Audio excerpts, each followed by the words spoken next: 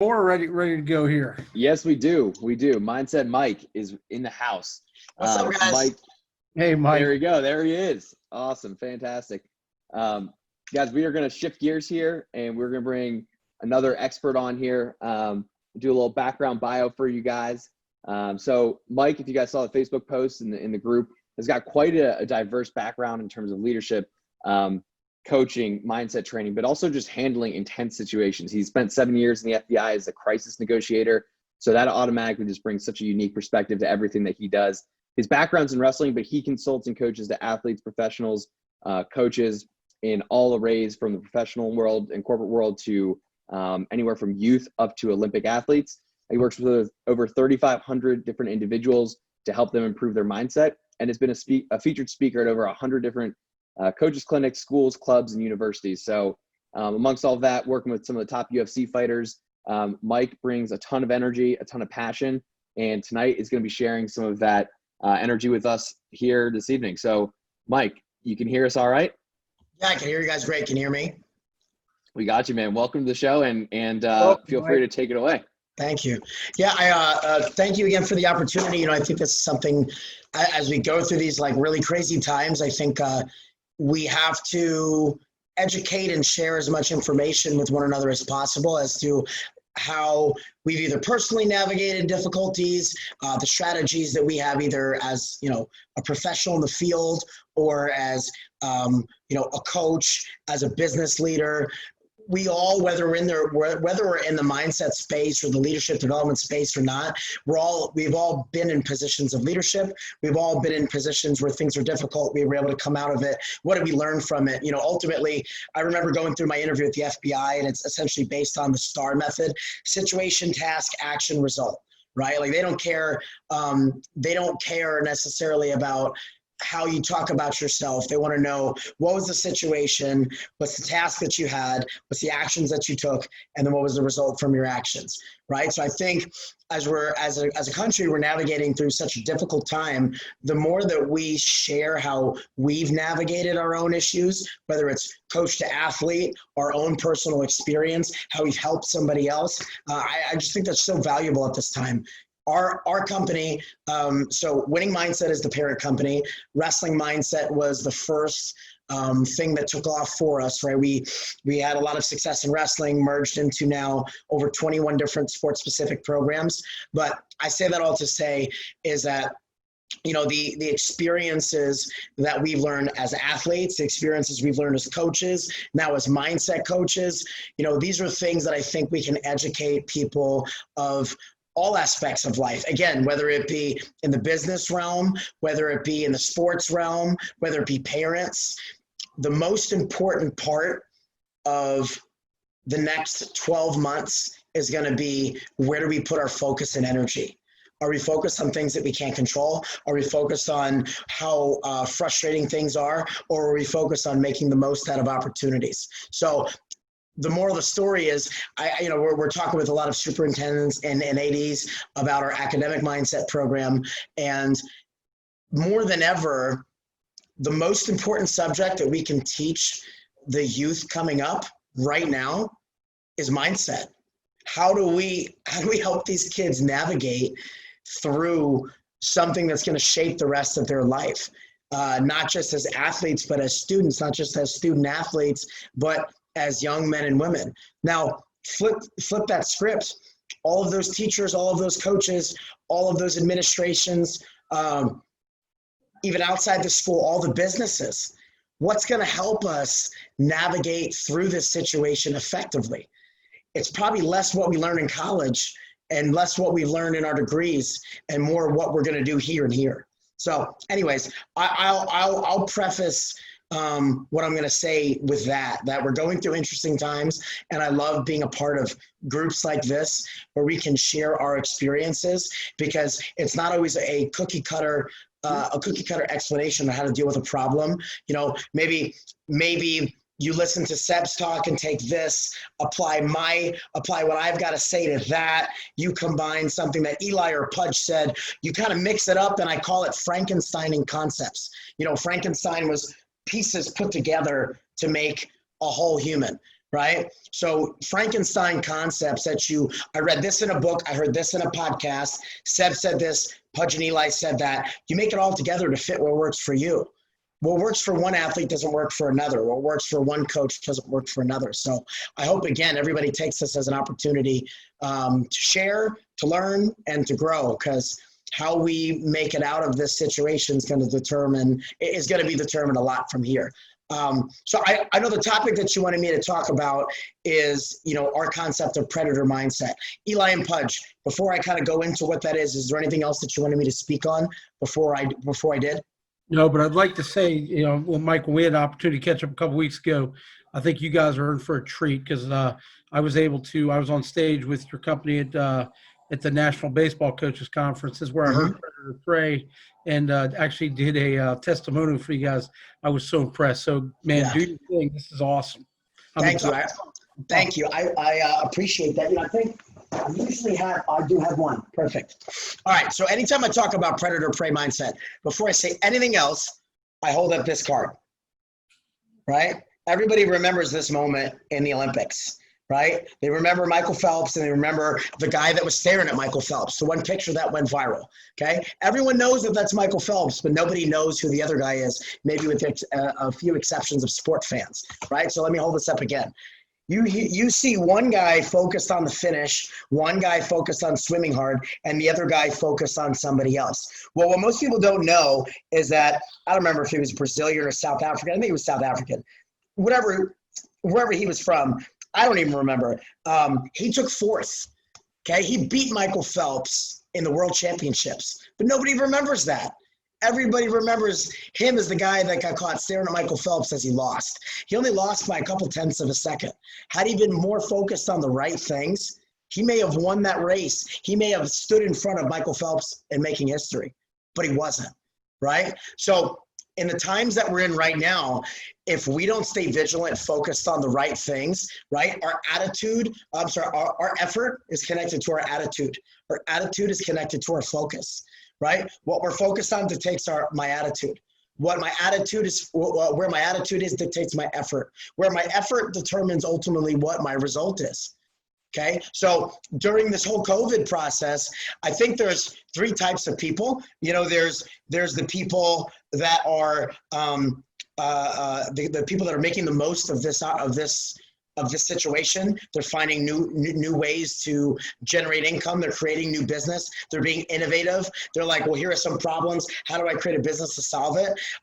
They're the people that are doing nothing but complaining and that are not contributing to themselves or others. And then the people in the middle, right? Realistically though, like elevators, there's either up or there's down. So you're either leveling up or you're going backwards. Okay, so going back to this picture here, when we talk about predator mindset overall comes down to what are you focused on? And if we're focused on the right things, it's a lot easier to be successful. When we're focused on the wrong things, it's very hard to be successful. Okay, we know lots of athletes that do the wrong things and still have great results, but can you imagine if they did the right things, how much better they would be? Right? Now we know people, in different experiences in life, when our focus is in the right place, our efforts in the right place, we see a lot more fruits from our labor. So predator mindset comes down to, in the animal kingdom, predator animals are genetically created with eyes in the front of their head. Prey animals are genetically created with eyes on the side of their head. Lions, tigers, bears, their eyes are here. Humans, our eyes are here. Eyes in the front like to hunt, okay? Eyes on the side, sheep, deer, zebras, gazelles, right? All the animals that get hunted, their eyes are on the side of their head so they can focus on everything that's around them, prevent themselves from being eaten, prevent themselves from being put in danger. Predators only focus on their objective, what's directly in front of their face. They don't have peripheral vision. They're literally not allowed to see anything that's outside of what's directly in front of them. That's the kind of mindset that we need to take into life, into sports, as an athlete, as a coach, into business. Right? Focus on the things that are in front of us. So what does that look like, right? Sounds like a sexy concept to post about on Instagram, right?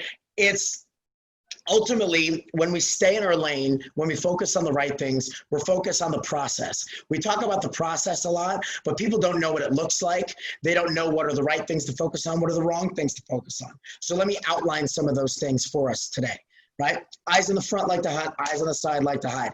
The aspects of predator mindset come down to a very few simple things. Prey mindset is very encompassing of everything that's around them. Predator mindset, as an athlete, a business person, an individual, I'm focused on me, not you. Focus is finite. Let me say that again. Focus is finite. There's only a limited amount of focus, just like there's a limited amount of battery in my phone. If 80% of my focus is on something that you're doing, then only 20% of my focus is on something that I'm doing. Right? So take it on an athlete's perspective. If I'm so focused on how good that other team is, 80% of my focus is on how good they are. Only 20% of my focus is on how good I can be. Right? So we need to be able to teach these sort of concepts to kids, right? Every bit that you're focused on this, that means you're not focused on that. So in the workplace, or as a boss or as a leader, when I'm worried about what somebody else is doing, right? I can't control them. I can control me. I can't get caught up in what Johnny or Susie are doing. Maybe they're not getting yelled at for the same things that I am, but I can't help them or their bosses. I can only focus on me, right? So first aspect of predator mindset, focus on yourself, not others. Number two, focus on the things that are within your control. So, we're all coaches here. So let's talk about in sports, what are the things that we can tell our athletes to control? The number one thing is effort, right? The amount of effort that we put in. The number two thing is attitude, our ability to maintain composure, our ability to have the right attitude in and throughout our competition, before, during, and after. Okay. And number three is our aggressiveness, intensity, enthusiasm. Each sport kind of has a different word that it would use. I wouldn't talk about being aggressive in baseball as much as I would say intensity, versus other sports. Maybe the word aggressiveness is a lot more fitting. In business, you're not going to say being aggressive as much as the enthusiasm that you bring, right? But when I think of aggressiveness, I don't think of being mean. I also think of it as more so the willingness to take chances. So effort, right? Pretty straightforward. Attitude, staying composed when things don't go well, bringing the right focus when I enter a competition. Am I trying to win, or am I trying to make the most of the opportunity? Am I thankful for the opportunity to compete, and I have a posture of gratitude, and I'm going to lay it all out there, or am I worried about not winning or losing? Right? That's an attitude that's going to dictate your effort. If you're worried about winning and losing, when all of a sudden, let's take baseball. When you're down 9-0 in the second inning, you feel so far away from winning. When you're focused on one pitch at a time, right? It's easy to win that battle. It's not easy to think, how am I going to score 10 runs? Right? Effort, attitude, aggressiveness, willingness to take chances without fear of what happens next. Right? A lot of athletes are afraid to take chances. They play cautious. They play hesitant. Why? Because they're afraid to lose or make mistakes. Right? So focus on the things that you can control: effort, attitude, aggressiveness, and intensity. Now, I'll say one more thing about that. In our program, I didn't really explain too much, more so of what we do versus the community that we help. It's a combination of one-on-one mentorship between an athlete or team and a mindset coach. So one of the worksheets that I talk about a lot, right? We have 55 sports-specific worksheets: baseball mindset, wrestling mindset, martial arts mindset, whatever it may be, is a competition evaluation. We oftentimes evaluate competitions based on wins and losses, not on how well we perform. So when it comes down to effort, attitude, and aggressiveness, each sport has a specific competition evaluation that goes literally on that. So when I say, give me a full effort, a kid knows yes, no, what that looks like. It looks like never quitting. It looks like not being lazy, never showing you're tired. It looks like hustling, right? They know what the effort is that they expect, not in the conversations we have in practice, in an objective yes or no format, right? So First aspect of predator mindset, focus on you, not them. Second aspect of predator mindset is focus on your controllables. Third aspect of predator mindset that I'm going to talk about, it comes down to thought accountability, right? It's making sure that every thought that comes in requires a response. Oftentimes we try to silence our thoughts, right? Like, ooh, like I'm not nervous. You're not nervous. You're not nervous. You're not nervous. You need to allow thoughts to come in to your mind. Just like you need to allow yourself to relax, you need to allow yourself to be okay with having negative thoughts. The question is, how do you respond, right? So don't try to silence thoughts that don't agree with your agenda. Just make sure that they require a response, right? So everyone that comes to my door, when they knock on my door, they get a response. I open the door and I say, hey, come on in, good to see you. I peek the door open and I say, hi, how can I help you? Or I open the door and I said, you better get the hell off my step because I don't want you anywhere near my house. Well, we need to treat thoughts the same sort of way, right? Every thought that comes in requires a response. So the good thoughts, I welcome them in. I put gas on that fire, right? Negative thoughts, it's okay. Positive people have negative thoughts all the time. But what we got to do is convert them into something productive.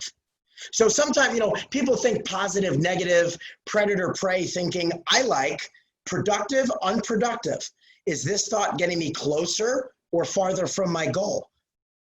It takes the emotionality out of it. It's logic, right? Is worrying about the record of the other team going to help my team win, do better? No. Right? It's not productive. I don't care about records. We've beaten teams that are better than us before, right? Being able to take negative events, negative thoughts, and turn them into something productive that gets us closer to our goals. Another aspect of predator mindset. I talked about eyes in the front like to hunt, eyes on the side like to hide. Predator mindset, predator animals were solely focused on their objective. Right? Well, what is your objective when you compete? If I asked 100 athletes what their objective is during a game, they would say to win, 90% of them, right? What's the objective in a baseball game, in a wrestling match, in a football game? Oh, to win. That's the wrong answer, right? The objective is to, and again, every coach is slightly different.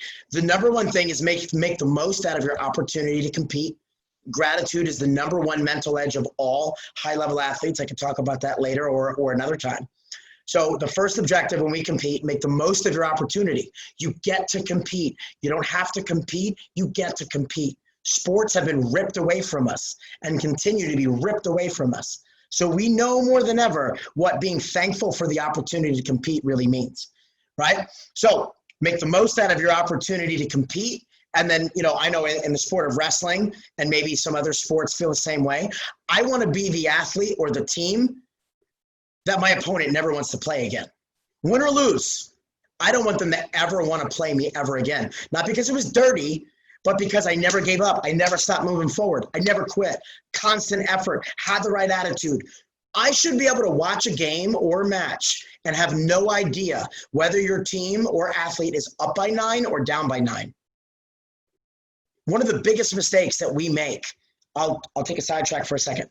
One of the biggest mistakes that we make in coaching and as athletes, we play certain teams and individuals different. We should expect to play at this level all the time. I'm supposed to give 150% all the time.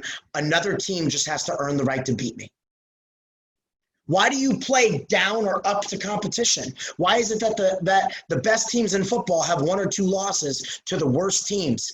Because they play down to competition. I remember one year the Patriots lost to a team that sucked, but then won the Super Bowl because they thought they were going to walk through whoever it was, the Raiders, the Browns, I don't know, whoever was bad in football that year, right? You play down to one team, but then you rise. You can't do that.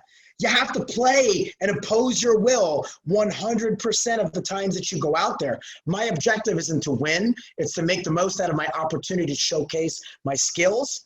And if you earn the right to beat me because you're better, so be it. That's why some of the best athletes, when they lose, they're not upset. They're disappointed, but they're not upset. They're like, oh, dude, I trained right. I lived right. I gave everything I have. You were better than me. That's when we see things through opportunity. It's a lot easier to make the most of an opportunity. When we're focused on an outcome, win or loss, we lose sight of that. Okay. So coming back around, focus on me, not you, right? My team, not the other team. Control the controllables, number 2. Number 3, thought accountability. Number 4, I'm focused on my objective, making the most out of my opportunity to compete or train. Practice is an opportunity to get better. Practice is an opportunity to get better. You don't have to go to practice. You get to go to practice how you want to compete. One of the best wrestling coaches best wrestling coaches in the country. His name is Cale Sanderson. He's from Penn State. They won 8 out of 9 consecutive national titles. When he was growing up, his dad called practice rehearsal, and he called tournaments performances. You rehearsed for the performance that you made for your parents on the weekend. They didn't reward placement with medals. Yes, the kids got medals. What they did was something that they called milkshake moves. In order to get kids to focus on the right things, which in youth sports is performance and having fun, they said, if you execute 10 or more moves from our curriculum this weekend, we'll buy you a milkshake. Kids were hunting milkshakes, not medals. Think about that. So he asked one kid, he's like, hey, how'd you do this weekend? Well, coach, I didn't place, but I got 2 milkshakes. We're so focused on medals that, like in the sport of wrestling, kids will stay tight and they'll only do the 1 or 2 moves that they trust, not try new moves and try to get better, right? Because, I need a place. Well, when you win 3 matches, 2-1, using the same moves you always do, your focus wasn't getting better at wrestling. Your focus was trying to win. So one of the best things I ever heard, I was speaking at a state baseball convention, and the Mississippi State coach that won the national title a handful of years ago, they do process-based scrimmages. Process-based scrimmages. They don't do scrimmages where they count runs or hits. It was like, how many double plays? How many times did you do this? How many times did you do that? It was all these performance factors, right? So that's how you should measure winning or losing is performance, because think about it. I don't know how many people here are coaches on the call, coach a particular sport on the call, or your business leaders, whatever it may be. But oftentimes our athletes win, but compete poorly. Oftentimes they lose, but compete well. When we teach them to chase a good performance, and they know exactly what a good performance looks like, right? They know what hard work looks like, but they couldn't write it down and spell it out for you. They know the idea of being aggressive, and they should be, but why don't they? It comes down to what they're focused on. If you tell them how to stay in their lane, hey, being aggressive means doing this, this, and this. Effort means this, this, and this. Here's an objective evaluation of your effort, attitude, and aggressiveness. When you score 90% or above on that, then I'm happy. I don't care whether or not you get your hand raised. Okay. Drop my notes here. The last aspect of predator mindset that I think is really important to understand, and I just made a Facebook post on how to trust the process. And the aspect of predator mindset, the aspect of mindset that I feel like is difficult for people to do, is to surrender the outcome.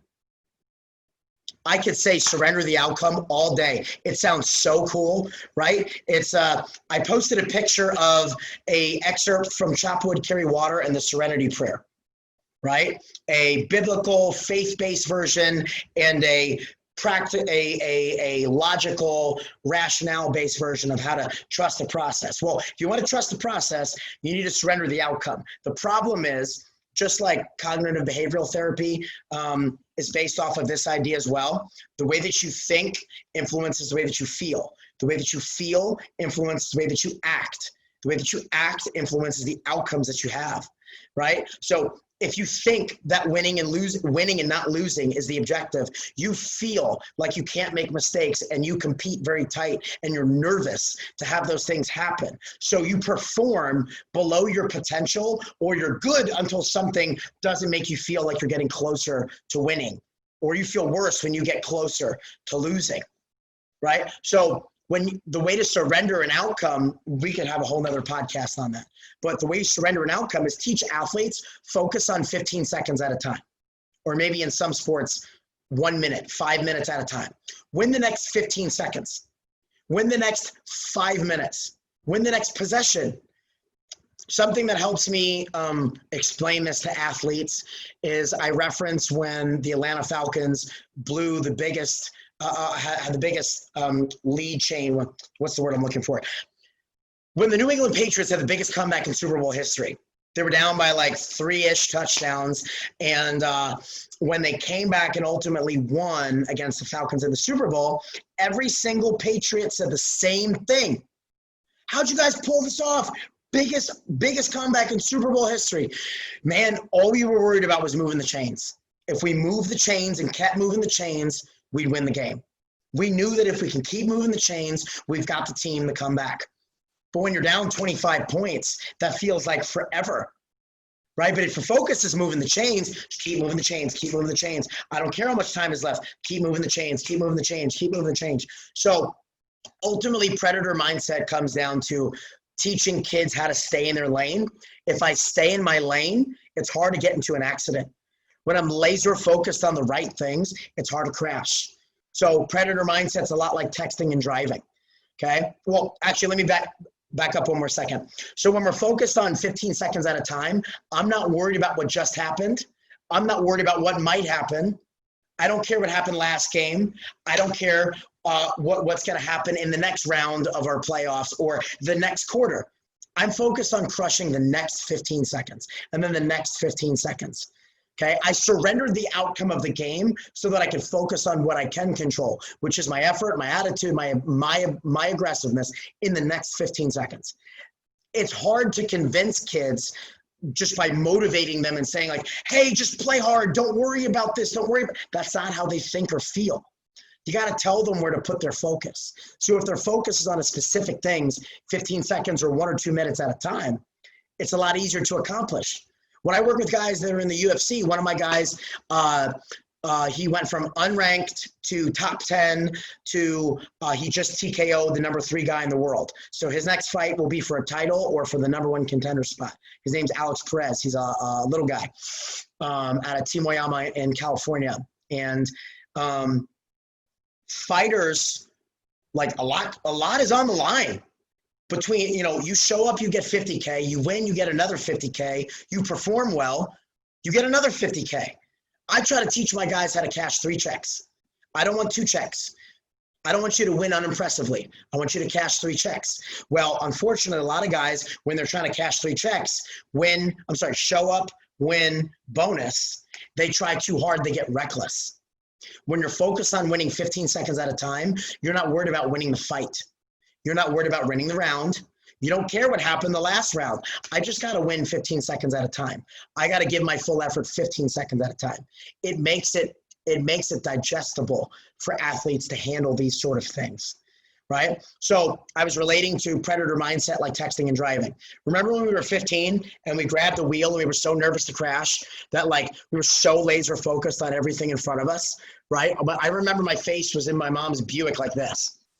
Because I was so nervous to crash, right? But I was so focused on what's in front of me, not my cell phone, not the radio, not the signs. I was almost too focused on the car that was right in front of me, right? So if I have, it's hard to get into an accident when I minimize my distractions and I focus on the pain that's directly in front of me.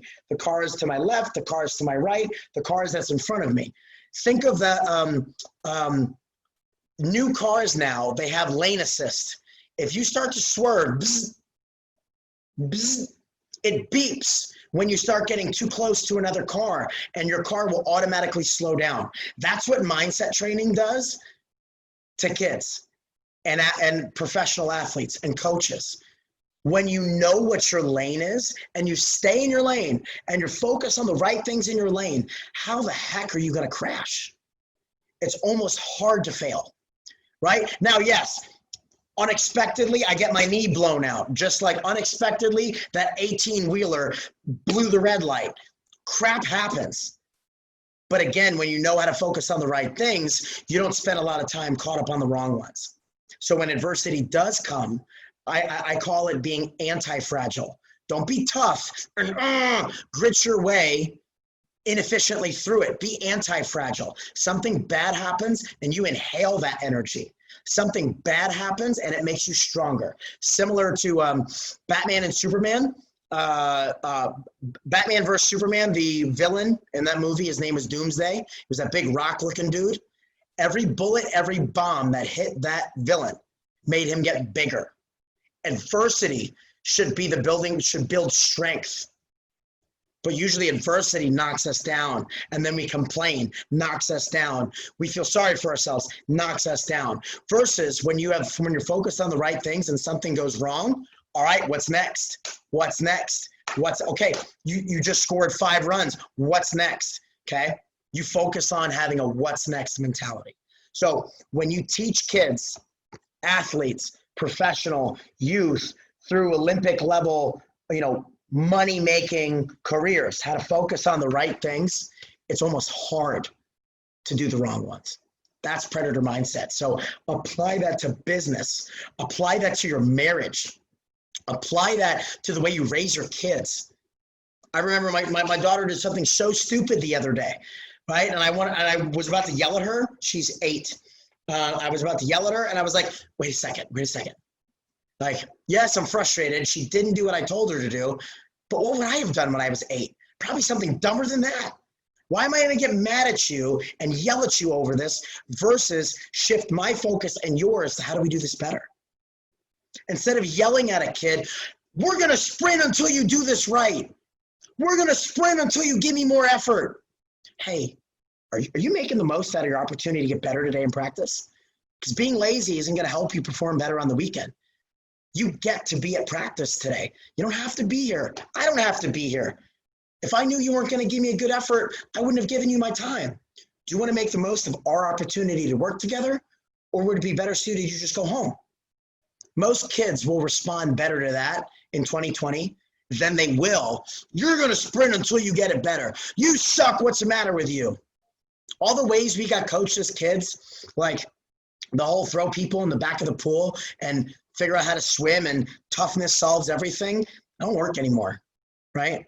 And it's not that toughness is not important. Toughness is just an aspect.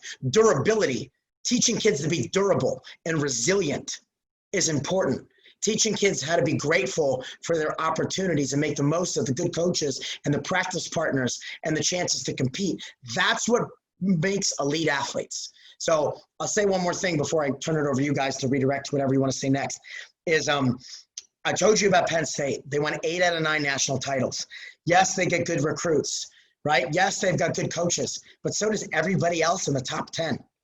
For almost a decade, everyone's scratching their head trying to figure out what the hell are these guys doing? Are they eating some sort of magic cereal? Like, do they have some sort of magic? Like, most of their guys didn't even look halfway athletic. They weren't super strong looking. They weren't crazy fast, but they killed everybody. They say the mental edge of that team is gratitude. When you're focused on opportunity, you make the most of opportunity. You surrender the outcome, because when you're grateful for something, you don't care about what happens. Just like most of us love to hunt or to fish, I get to go fishing. I don't care that I have to wake up at 5:30 in the morning. I don't care that I smell like fish food all day. I don't care that I didn't catch anything and I got sunburned. I'm just so glad that I got fish. Our kids don't treat sports the same way. If we treated our time with our family, and if we treated, if our athletes treated practice the way those guys did, they would get those results. Their competition was focused on winning and not losing. Their competition was focused on beating Penn State. Everyone was trying to beat Penn State. How do we beat these guys?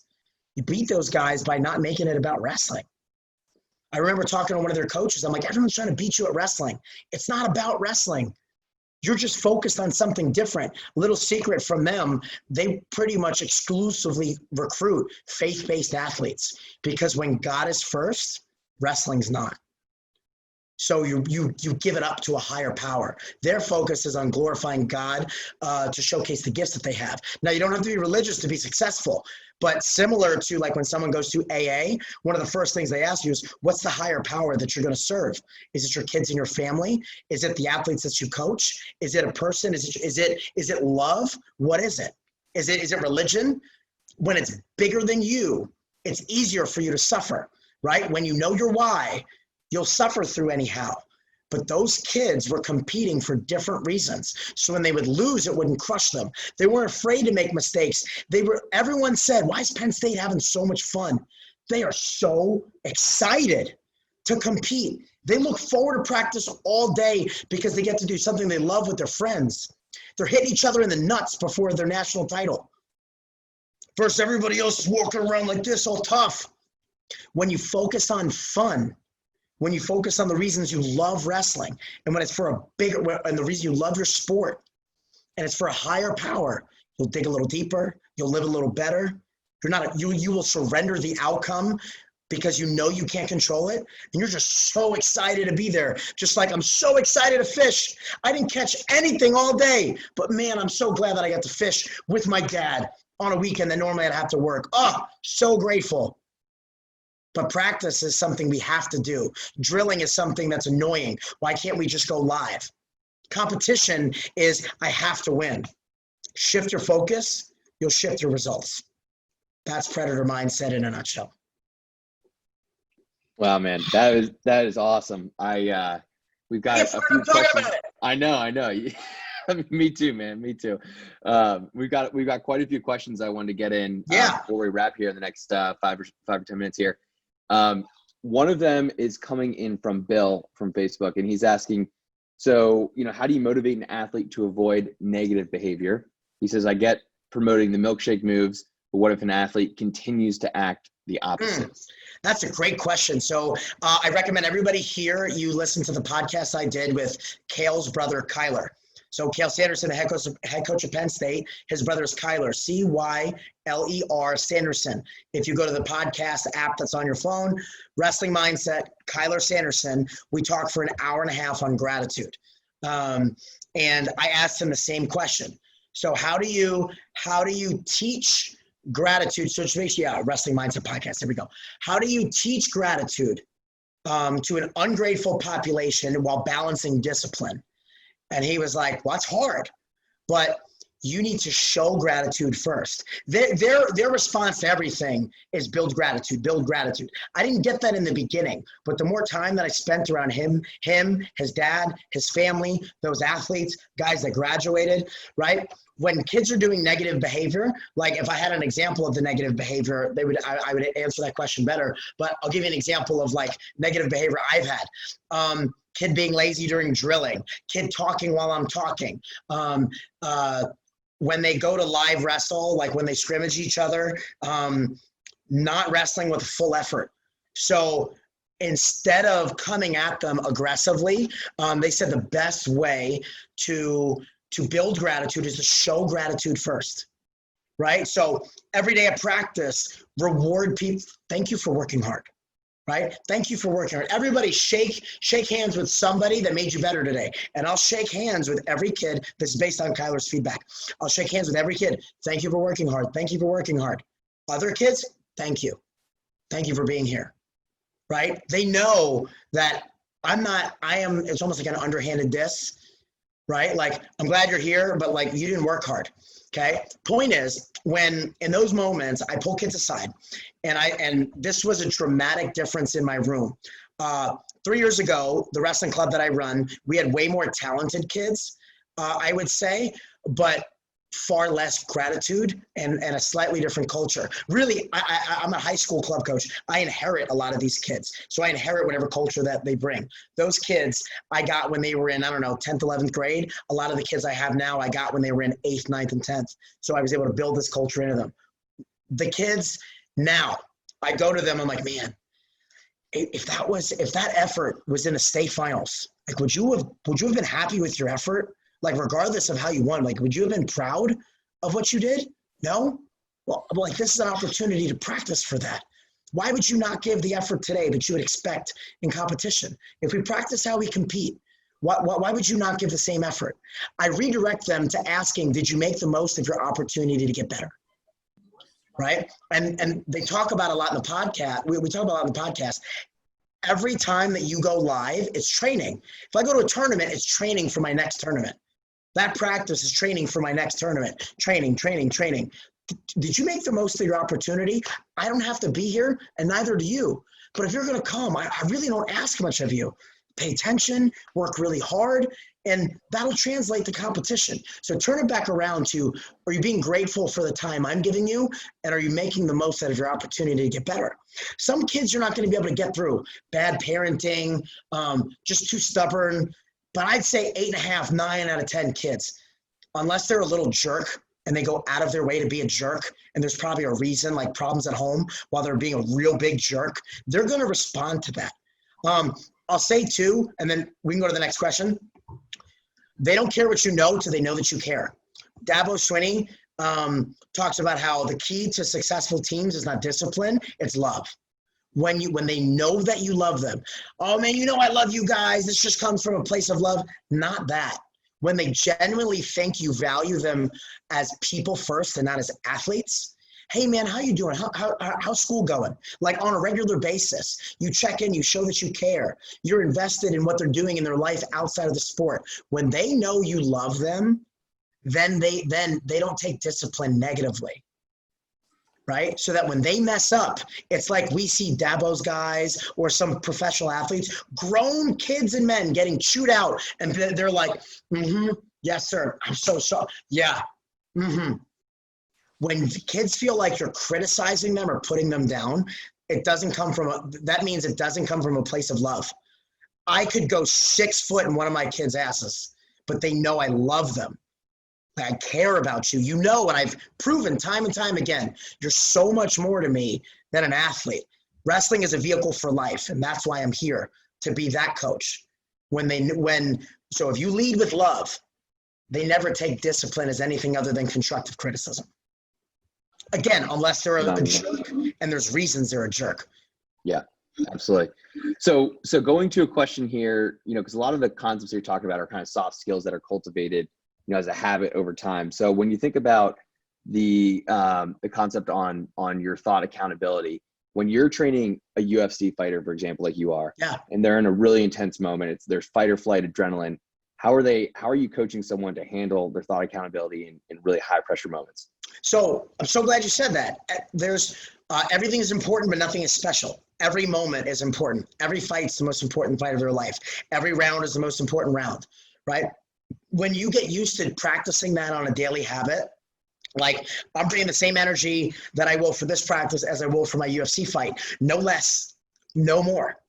Everybody's a threat, right? So when it comes to thought accountability, I don't teach them how to win the high pressure moment. I teach them how to win every moment. Right? So like one of my guys, he had his UFC debut, short notice fight, 10 days notice, made weight, not only won, but got a $50,000 bonus. With a baby on the way, that's pretty important, right? So one of the things that we worked on is I want you to write down literally every prey mindset that you have in a week. Every single one. I want you to find me the patterns. Right? I want you to identify, first, identify the problem. 2, I'll teach you tools to deal with that moment. And 3, do the thought accountability and make that prey go to predator, that unproductive thought go to a productive thought. When they learn how to win regular moments, if sports is a vehicle for life, then life is a vehicle for sports. You don't just practice the reset button or to control your emotions when you're at practice or in the cage in the UFC title fight. You do it every day when you're talking to your kids, when you're talking to your wife, when someone cuts you off, right? Like someone says something that pisses you off. Think about every time that instead of responding, listen, E plus R equals O. Event plus response equals outcome. Every emotion does not require an outward response, okay? We have to respond, but if I feel sad, that doesn't mean I act sad. If I feel mad, I don't act mad, right?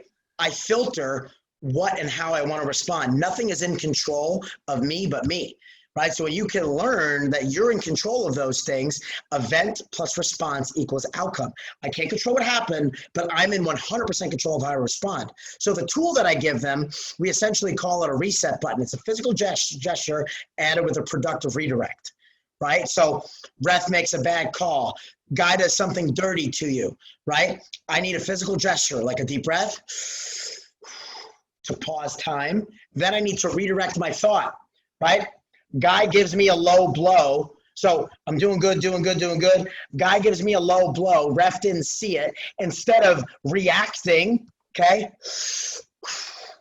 just focus on winning the next position. Improve my position. Continue to move forward. Get the next one. Right? So we'll give them we'll pre-plan for adversity, but realistically what prepares them for the fight is handling those moments all week, handling those moments every week. What prepares them equally, what prepares them for life is handling those moments in their training and in their competition. Awesome.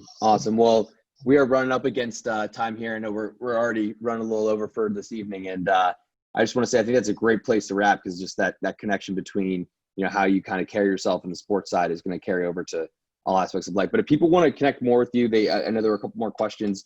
How do they get a hold of you? What do we put in the chat here for people that want to? So here, I will, this is my personal cell phone number.